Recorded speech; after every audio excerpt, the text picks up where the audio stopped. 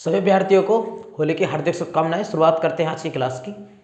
आज की क्लास में चार मठों के नाम लिखे गए हैं और उधर स्थान लिखे गए हैं कि कौन सा मठ कहाँ स्थित है। शंकराचार्य जी ने भारत के 4 कोनों पर 4 मठों का निर्माण कराया था। शंकराचार्य जी के द्वारा निर्मित 4 मठों को बोर्ड पर लिखा गया, उनके स्थानों को लिखा गया। आप मिलान करेंगे, विचार करेंगे। सबसे पहले लिखा गया है ज्योतिषी पीठ। ज्योतिषी पीठ है बद्रीनाथ उत्तराखंड में। ज्योतिषी पीठ बद्रीनाथ उत्तराखंड में। नेक्स्ट लिखा गया है गोवर्धन पीठ। गोवर्धन पीठ है पूरी उड़ीसा के अंदर, पूरी उड़ीसा। नेक्स्ट है शारदा पीठ। विचार कीजिए, अब तो 2 हैं, अब आप कर पाएंगे। आप विचार कीजिए, जरा सोचिए कहाँ होगा, इसको विचार कीजिएगा। अब 2 ही आप मात्र बचे हैं। शारदा पीठ है द्वारका गुजरात में, और श्रृंगेरी पीठ है मैसूर में कर्नाटक में। मैसूर कर्नाटक, कर्नाटक का रत्न मैसूर को कहा जाता है। मैसूर में वृंदावन गार्डन स्थित है। वृंदावन गार्डन मैसूर में है। मैसूर में सबसे ज़्यादा ग्रेफाइट का उत्पादन होता है, और मैसूर को ही इसीलिए पेंसिल नगरी कहते हैं, क्योंकि पेंसिल बनाने में ग्रेफाइट का प्रयोग किया जाता है। ग्रेफाइट को प्लम्ब गो के नाम से जाना जाता है। ग्रेफाइट को क्या बोलते हैं? प्लम्ब गो कहा जाता है। एक बार इनको आप ध्यान से देखेंगे, प्लम्ब गो किसको कहा जाता है? ग्रेफाइट को कहा जाता है। आप विचार कीजिए जरा, विदेशों में किसे काला सोना कहते हैं? विदेशों में किसे काला सोना कहते हैं? विदेशों में किसे काला सोना कहते हैं? अफीम को। विदेशों में काला सोना अफीम को, भारत में बोलते हैं कोयले को। भारत में सबसे पहले कोयला निकाला गया था, विचार कीजिए कहाँ? भारत में सबसे पहले कोयला कहाँ से निकाला गया था? भारत में 2 ऑप्शन दिए जाएंगे। रानीगंज कोयला खान पश्चिम बंगाल से निकाला गया था, या झरिया खान झारखंड से निकाला गया था। सबसे पहले निकाला गया रानीगंज से। रानीगंज पड़ता है पश्चिम बंगाल में, और वर्तमान में सबसे ज़्यादा कहाँ से निकाला जाता है? तो झारखंड से। झारखंड से जो झरिया खान है, वहाँ से सबसे ज़्यादा कोयले का उत्पादन होता है। झारखंड ही राज्य है जिस राज्य में सबसे ज़्यादा खनिज है। सबसे ज़्यादा खनिजों वाला राज्य झारखंड ही है। और स्थान पूछ ले कि किस स्थान पर सबसे ज़्यादा भारत में खनिज पाए जाते हैं, तो आप अपना आंसर लगाएंगे छोटा नागपुर का पठार। आपको याद हो कि छोटे नागपुर के पठार को खनिजों का गोदाम कहा जाता है।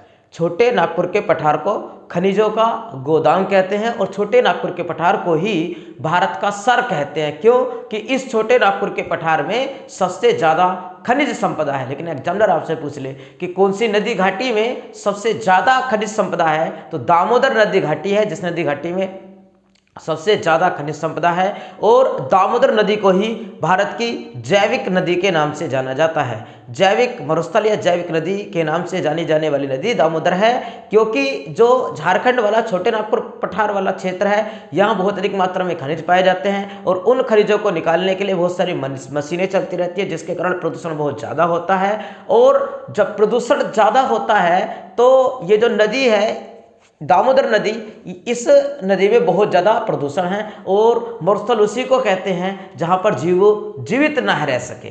वैसे तो भारत की पूछे कि सबसे दूषित नदी है, तो साबरमती नदी भारत की सबसे दूषित नदी साबरमती नदी है। और भारत में बहने वाली सबसे स्वच्छ पानी की नदी ब्रह्मपुत्र नदी है। क्यों? कि ब्रह्मपुत्र नदी के किनारों पर जनसंख्या कम बसी हुई है, लेकिन ब्रह्मपुत्र नदी बड़ी है। ब्रह्मपुत्र नदी को जहाज रानी नदी कहते हैं, क्योंकि जहाज चलाए जाने लायक भारत में एकमात्र इतनी चौड़ी नदी जिसमें जहाज भी चल सकते हों, वो ब्रह्मपुत्र नदी है। ब्रह्मपुत्र और गंगा दोनों एक साथ मिल जाती हैं, और दोनों के एक साथ मिलने के बाद दोनों की संयुक्त जलधारा को मेघना के नाम से जाना जाता है। आप एक पॉइंट पर विचार कीजिए कि उत्तर प्रदेश में किस स्थान पर, यानी किस क्षेत्र में, उत्तर प्रदेश के किस क्षेत्र में सबसे अधिक बाढ़ आती है? उत्तर प्रदेश के किस क्षेत्र में सबसे अधिक बाढ़ आती है? विचार कीजिएगा, सबसे अधिक बाढ़ उत्तर प्रदेश के किस क्षेत्र में आती है? तो आंसर, सही आंसर तराई क्षेत्र में। तराई क्षेत्र जो हिमालय के ठीक नीचे वाला क्षेत्र है, बिजनौर सहारनपुर वाला क्षेत्र है, जो गंगा नीचे उतरती है, जब इससे ऊपर होती है तो ढाल के साथ आती है, स्पीड के साथ। लेकिन जब बिजनौर सहारनपुर वाले क्षेत्र में पहुंचती है तो वो ढाल समाप्त हो कारण नदी अब फैल जाती है, जल एकत्रित हो जाता है, अब वो इतनी स्पीड के साथ नहीं बह पाता, इसके कारण वहाँ उस क्षेत्र में सबसे ज़्यादा बाढ़ आती है उत्तर प्रदेश के। या अच्छा, और आप विचार कीजिएगा कि पूरे विश्व में सबसे ज्यादा बाढ़ लाने वाली नदी कौन सी है? हुआंगो नदी, चीन में। फिलहाल हालांकि अब इसमें बाढ़ कम हो गई है क्योंकि चीन ने कुछ बांध बना लिए हैं। अभी चीन ने एक बांध बनाया बहुत बड़ा सा, जिसका नाम है बेहतन बांध, जिसका नाम है बेहतन, यहां लिखते हैं। बेहतन बांध का निर्माण चीन ने किया है, और इस चीन के इस बांध के निर्माण करने से जो पृथ्वी जिस गति से घूम रही थी उसी गति पर तक प्रभाव पड़ा है। इससे पहले 3 जॉर्ज डैम चीन ने बनाया था, जो दुनिया का सबसे बड़ा बांध था। इसके अतिरिक्त अब दूसरा सबसे बड़ा बांध है बेहतन बांध। दोनों ही बांध कहाँ हैं? चीन के अंदर है। आप विचार कीजिए कि कोलोराडो बांध किस राज्य में है? कोलोराडो बांध, सॉरी राज्य नहीं बताना है, देश बताएंगे। कोलोराडो बांध कहाँ स्थित है? कोलोराडो बांध है यूएसए में, और यूएसए में, सॉरी क्या बोला था, हूवर बांध है, कोलोराडो नदी पर है। हूवर बांध है और किस नदी पर है? कोलोराडो नदी पर। कोलोराडो का पठार कहाँ है? यूएसए के अंदर। भारत का विचार करेंगे कि भारत का वो राज्य कौन सा है जिस राज्य में सबसे ज्यादा बांध है। पिछले दिनों एक डेटा हुआ था और बांध को लेकर, डाम को लेकर के एक सम्मेलन हुआ था, और उसमें पाया गया कि भारत में सबसे ज्यादा बांधों की संख्या, डाम की संख्या महाराष्ट्र राज्य में है। सबसे ज्यादा डाम भारत में महाराष्ट्र राज्य में है। 3 पॉइंटों पर विचार कीजिएगा आप, 3 पॉइंटों पर विचार कीजिए कि भारत का सबसे ऊंचा बांध कौन सा है? टिहरी बांध। टिहरी बांध भागीरथी नदी पर उत्तराखंड राज्य में। भारत का सबसे अधिक बड़ा बांध कौन सा है? आपके विचार में आएगा भाखड़ा नागल बांध, लेकिन आप भूल जाइए उसको। वो बांध अब भारत का सबसे बड़ा बांध नहीं है। 2016-17 में सरदार सरोवर बांध नर्मदा नदी पर बना हुआ जो गुजरात में है, वो भारत का सबसे बड़ा बांध हो गया है। जबकि भारत का सबसे लंबा बांध हीराकुंड है, जो महानदी पर है, उड़ीसा राज्य के अंदर। तीनों पॉइंट पर विचार कीजिएगा, सबसे लंबा, सबसे ऊंचा और सबसे बड़ा। बताइए, सबसे लंबा बांध हीराकुंड महानदी उड़ीसा, सबसे ऊंचा बांध टिहरी उत्तराखंड भागीरथी नदी, और भारत का सबसे बड़ा बांध नर्मदा नदी पर बना हुआ है गुजरात राज्य में, सरदार सरोवर बांध है। आप मुझे बताइए कि सरदार वल्लभ भाई पटेल ने किस वर्ष भारतीय राष्ट्रीय कांग्रेस की अध्यक्षता करते हुए मौलिक अधिकारों की मांग की थी? सरदार वल्लभ भाई पटेल ने किस वर्ष मौलिक अधिकारों की मांग की थी भारतीय राष्ट्रीय कांग्रेस का अधिवेशन करते हुए? आपको याद आया हो कि वर्ष 1931 ईस्वी को भारतीय राष्ट्रीय कांग्रेस का अधिवेशन संपन्न हुआ कराची में। 1931 को कराची में। यह वो अधिवेशन था जिस अधिवेशन में पहली बार सरदार वल्लभ भाई पटेल ने मौलिक अधिकारों की मांग की थी। और आपको याद हो कि सरदार वल्लभ भाई पटेल ही मौलिक अधिकार समिति के अध्यक्ष बनाए गए थे। मौलिक अधिकार समिति के अध्यक्ष सरदार वल्लभ भाई पटेल जी को बनाया गया था। आप विचार कीजिए कि जो नीति निर्देशक तत्व हैं, नीति निर्देशक तत्वों को किस समिति ने तैयार किया था? तेज बहादुर सप्रू समिति ने। तेज बहादुर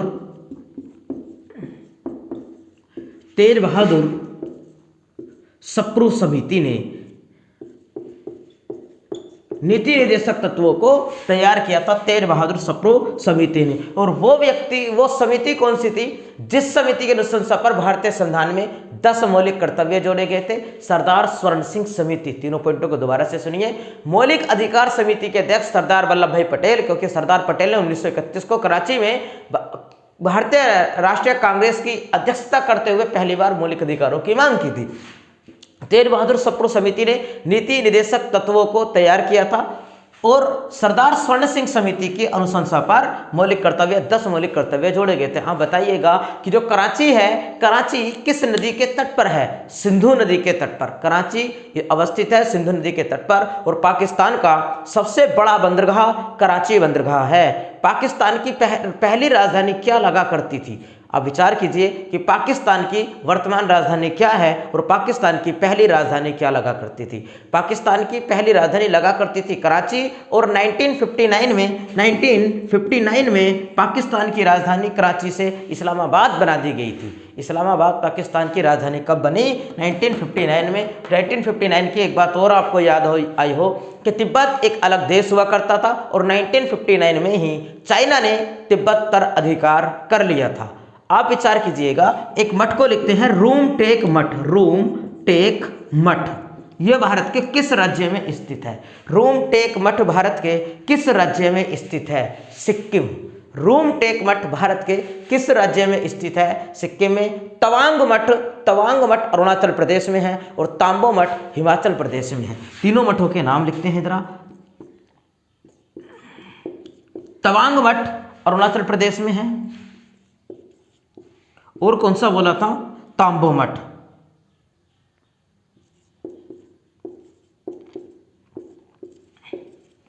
तांबो मठ कहाँ है? तो हिमाचल प्रदेश के अंदर है तांबो मठ।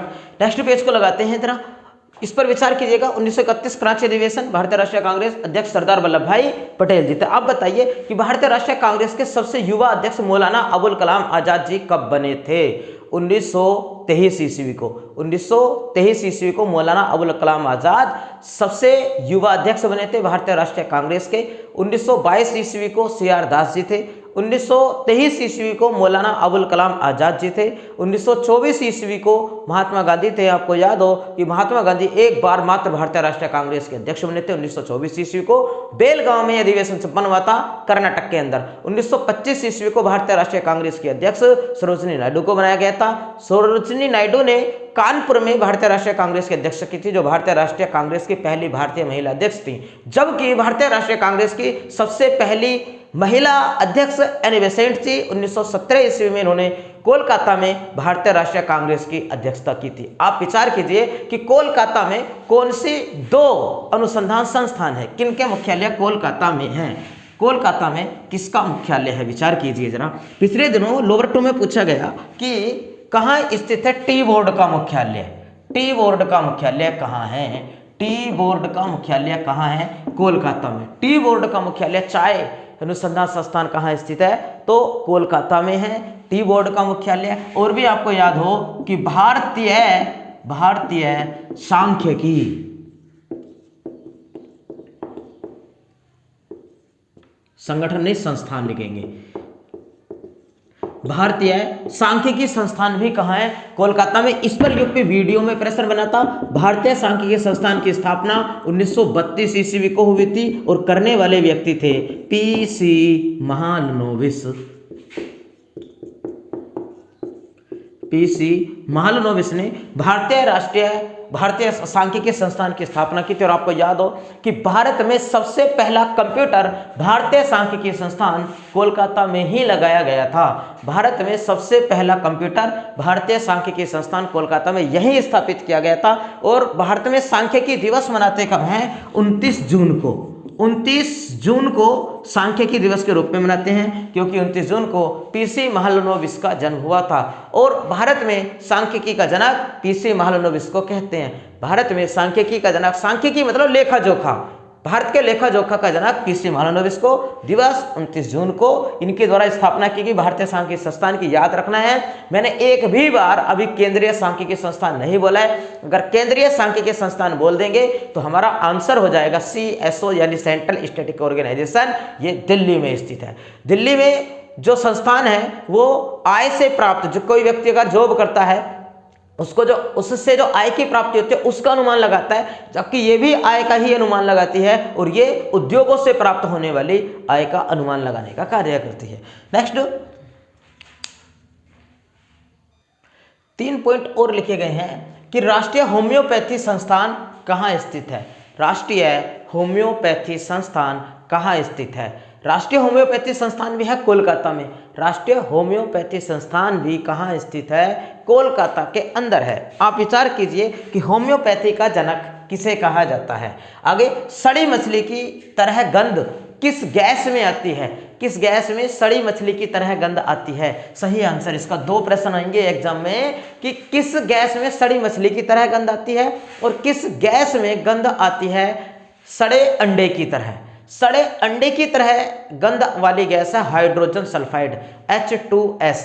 सड़े अंडे की तरह गंध किस गैस में आती है? तो हाइड्रोजन सल्फाइड में आती है। और सड़ी मछली को अभी बता रहे हैं, पहले और कुछ बातें बताएं।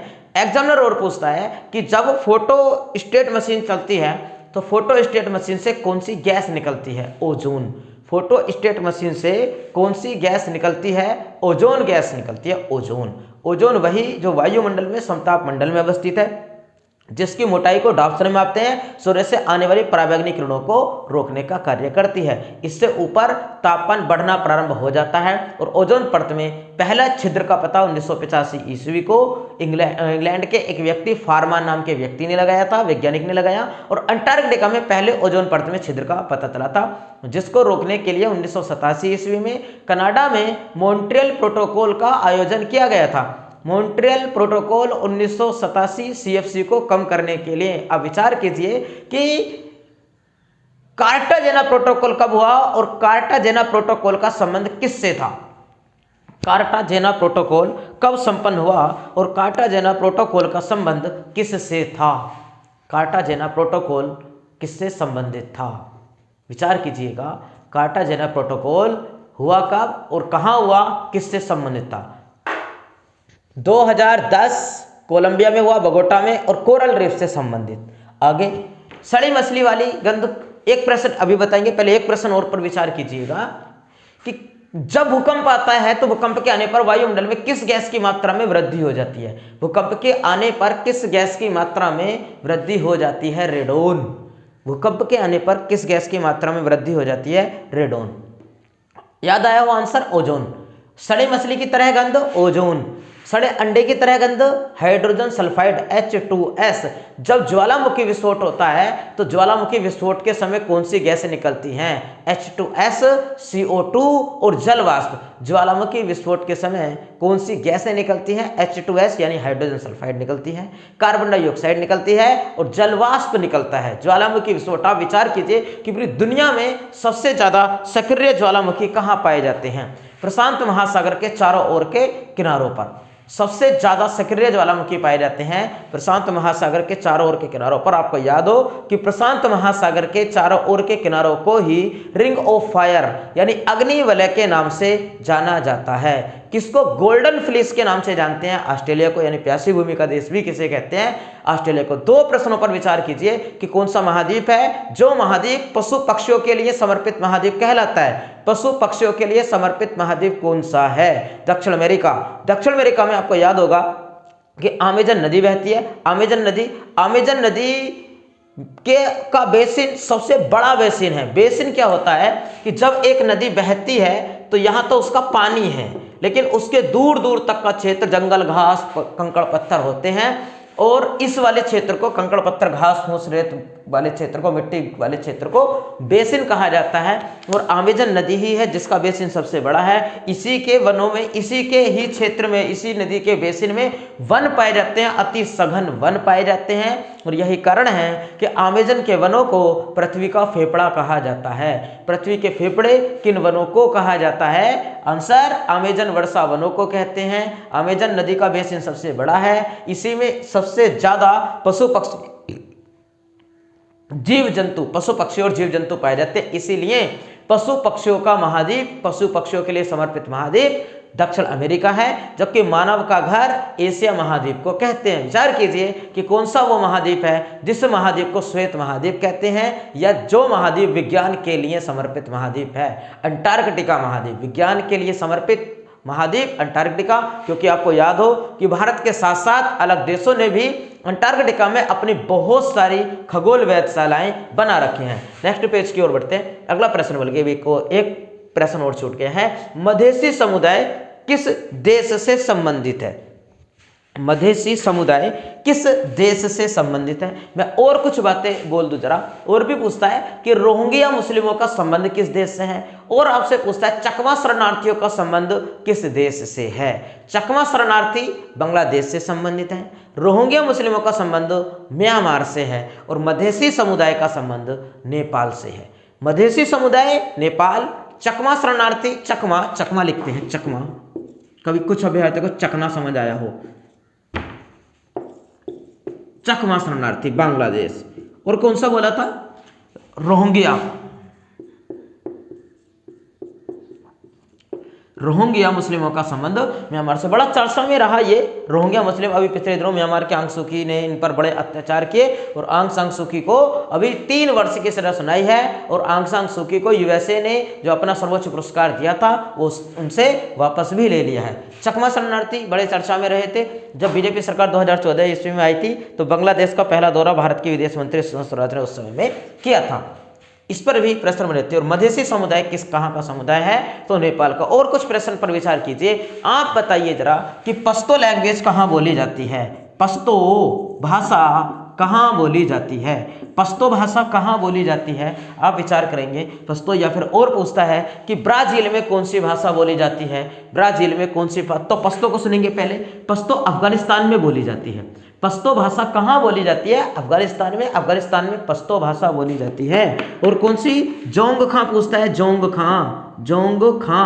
जोंगखां कहाँ बोली जाती है, भूटान में। जोंगखां कहाँ की भाषा है, भूटान की भाषा है, भूटान की। और एक पूछता है पुर्तगाली। ऐसे तो दुनिया भर में बहुत सारी हैं, लेकिन बोर्ड पर वो लिखी जाएंगी जो आपके एग्जाम में पूछी जा चुके हैं और जिनके आने की संभावना आगे ज़्यादा रहेगी। पुर्तगाली बोली जाती है ब्राज़ील में, याद रखेंगे आप, ब्राज़ील में पुर्तगाली बोली जाती है। आप से एग्जामिनर बहुत उल्टे फुल्टे पूछता है। वो आपसे पूछेगा कि ब्राज़ील की मुद्रा क्या है, ब्राज़ील की मुद्रा क्या। अच्छा, आप विचार करके सोचिए कि जरा कमेंट बॉक्स में लिखिए कि ब्राज़ील की मुद्रा क्या है। मैं मानता हूं कि अगर आप इसको सोच के आंसर लगाओगे तो गलत कर दोगे, अगर पढ़ा हुआ होगा तो भी आप इस प्रश्न का आंसर सही कर पाओगे, क्योंकि आपकी सोच वहां तक पहुंच ही नहीं पाएगी जो एग्जामिनर सोच लेता है। इसके बारे में भी पुर्तगाली आपको लगेगा कि पुर्तगाल में बोली जाती होगी, लेकिन नहीं, ब्राज़ील में बोली जाती है पुर्तगाली। एक प्रश्न उससे एनटीपीसी में एक बार पूछा गया था कि श्रीलंका में सबसे ज़्यादा कौन सी भाषा बोली जाती है। श्रीलंका में सबसे ज़्यादा कौन सी भाषा बोली जाती है, तो तमिल। श्रीलंका में तमिल। दूसरा प्रश्न और सुनिए कि दक्षिण भारत की सबसे समृद्ध भाषा कौन सी है, आंसर तमिल। 2 प्रश्न हो गए। श्रीलंका की सबसे ज्यादा बोली जाने वाली भाषा तमिल। और श्रीलंका में सबसे ज्यादा किस जनजाति के लोग पाए जाते हैं, ये बात मैंने पिछली वीडियो में की थी। आप विचार कीजिए कि कौन से समुदाय के लोग, कौन सी जनजाति के लोग श्रीलंका में सबसे ज्यादा पाए जाते हैं, सिंहली जनजाति। श्रीलंका में सबसे ज्यादा पाई जाने वाली जनजाति है सिंहली जनजाति। और सिंहली के अतिरिक्त पाई जाती है वेदा, लेकिन सबसे ज्यादा कौन सी पाई जाती है, सिंहली सबसे ज्यादा है। और भी है वेदा जनजाति श्रीलंका में। ये 2 जनजातियां पाई जाती हैं श्रीलंका के अंदर। एक प्रश्न मैंने आपको दिया है कि ब्राजील की जो क्या पूछा है, ब्राजील की मुद्रा क्या है, इसको आपको विचार करके बताना है ब्राजील की मुद्रा क्या है। कमेंट बॉक्स में नोट करेंगे इसको, विचार कीजिए जरा। कहाँ बताया, राष्ट्रीय होम्योपैथी संस्थान कोलकाता में। सड़ी मछली की तरह है गंध वाली ओजोन, सड़े अंडे की तरह है गंध वाली गैस हाइड्रोजन सल्फाइड, ज्वालामुखी विस्फोट के समय में हाइड्रोजन सल्फाइड CO2 और जलवाष्प। पूछे सबसे ज्यादा मात्रा में क्या निकलता है, तो जलवाष्प। ग्लोबल वार्मिंग के लिए सबसे ज्यादा उत्तरदायी गैस कौन सी है, जलवाष्प। जब आपसे गैस पूछे, गैसों के ऑप्शन रखे हो तो CO2 लगाइएगा, और उनके साथ अगर जलवाष्प दे दिया तब अपना आंसर CO2 भी दिया हो और जलवाष्प भी दिया हो तब आंसर आप लगाएंगे जलवाष्प। ग्लोबल वार्मिंग के लिए सबसे ज्यादा उत्तरदायी है जलवाष्प। देखो गैसों का प्रतिशत मैं आपको बताऊं, उसमें सबसे ज्यादा देखेगा इधर, हाँ, CO2 का जो प्रतिशत है वो है 60% CO2 उत्तरदायी है। उसके बाद है दूसरे पर मीथेन गैस। मीथेन गैस का प्रतिशत है 20%, मीथेन है 20%। उसके बाद अगली गैस है CFC, क्लोरोफ्लोरोकार्बन का प्रतिशत है भाई 14%। और उसके बाद आती है कौन सी, N2O, नाइट्रोजन ऑक्साइड। 6% ये हिस्सेदारी निभाती है। मेरी बात को सुनेंगे जरा ध्यान के साथ। सबसे ज्यादा CO2 है, उससे कम मीथेन है। इनका क्रम लगाने को पूछता है एग्जामिनर। CFC 14% है और N2O 6%। ये ही गैस है सबसे ज्यादा योगदान, लेकिन इनमें से दे दे और आपको दे दिया इन 4 ऑप्शन में से एक हटा दे और जलवाष्प दे दे, जलवाष्प। वैसे तो जलवाष्प कोई गैस नहीं है, लेकिन ऑप्शन में दे देगा तो आप अपना आंसर क्या लगा के आएंगे, जलवाष्प। ये क्वेश्चन बहुत पूछता है एग्जामिनर। बहुत से अभ्यर्थी इस प्रश्न को शहीद करते हैं, इसको रफ करते हैं। बढ़ते हैं आगे की तरफ। राष्ट्रीय होम्योपैथी संस्थान कोलकाता में हो गई है राष्ट्रीय होम्योपैथी। आप विचार करते चलेंगे मेरे रफ करने से पहले, मेरे बोलने से पहले। सड़ी मछली जैसी गंध ओजोन, सड़ी मछली जैसी गंध आती है ओजोन से, और फोटोस्टेट मशीन से भी निकलने वाली गैस है ओजोन गैस। मधेसी समुदाय किस देश से संबंधित है? नेपाल से। मधेसी समुदाय है नेपाल से। रोहिंग्या मुस्लिमों का संबंध कहाँ से है? म्यांमार से। चकमा शरणार्थियों का संबंध कहाँ से है? बांग्लादेश से। चकमा शरणार्थी। सबसे ज्यादा जलवाष्प होता है CO2 60%, मीथेन 20% और CFC 14%, nitrogen oxide 6%। Global warming के लिए उत्तरदायी है। ग्लोबल वार्मिंग क्या है मैंने आपको अच्छे से समझा रखा है। पश्तो कहाँ की लैंग्वेज बताई है? पश्तो अफगानिस्तान। जोंगखा भूटान की है। और वेदा श्रीलंका में पाई जाने वाली जनजाति है। श्रीलंका में सबसे ज्यादा पाई जाने वाली जनजाति सिंगली जनजाति है, सिंगली। और श्रीलंका में कौन सी लैंग्वेज बोली जाती है? श्रीलंका में तमिल। दक्षिण भारत की भी सबसे समृद्ध लैंग्वेज कौन सी है? तमिल। पुर्तगाली बोली जाती है ब्राजील में। और मैंने पूछा है कि ब्राजील की मुद्रा क्या है? जोंगखा कहाँ की है? भूटान की। आप विचार करके बताइए जरा, अब विचार करके बताइए कि एक धर्म है शिंतो धर्म। शिंतो धर्म, ये शिंतो धर्म को किस देश में अपनाया गया है? शिंतो धर्म किस देश में अपनाया गया है? हिंट दे जाते हैं, ये वही देश है जिस देश में किमोनो परिधान शैली है। किमोनो परिधान शैली है।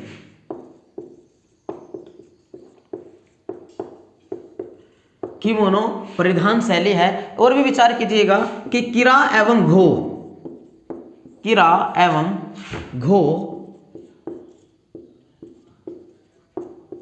ये कहाँ की परिधान शैली है? किरा एवं घो कहाँ की परिधान शैली है? इन दो पॉइंटों पर विचार कीजिएगा और ये इनका आंसर सेम आएगा, इस प्रश्न का आंसर अलग आ जाएगा। शिंतो धर्म अपनाया गया है जापान में, जहां की परिधान शैली है किमोनो। ऐसे पूछता है कि किस एशियाई देश की परिधान शैली किमोनो है? जापान। और जापान वही देश जो देश एशिया का सबसे औद्योगिक देश है। एक प्रश्न और सुनिए, किस देश के सहयोग से स्थापना हुई थी एशियन डेवलपमेंट बैंक की? एशियन डेवलपमेंट बैंक, एशियाई विकास बैंक की स्थापना जापान के सहयोग से हुई। जापान का ही उसमें सबसे ज्यादा सहयोग रहता है, जापान ने ही सबसे ज्यादा उसमें इन्वेस्ट किया है। और अभी तक सबसे ज्यादा अध्यक्ष जापान ने ही दिए हैं, वर्तमान अध्यक्ष ताकीहिको नकाओ भी जापान से आते हैं। किरा एवं घो ये परिधान शैली है भूटान की। लैंग्वेज क्या बताई है? जोंगखो। और भूटान की परिधान शैली है किरा एवं घो। भूटान को तड़ित जहाजाओं का देश कहा जाता है। भूटान को तड़ित जहाजाओं का देश कहते हैं। और सबसे पहले कार्बन निगेटिव की अवधारणा प्राप्त करने वाला व्यक्ति भी भूटान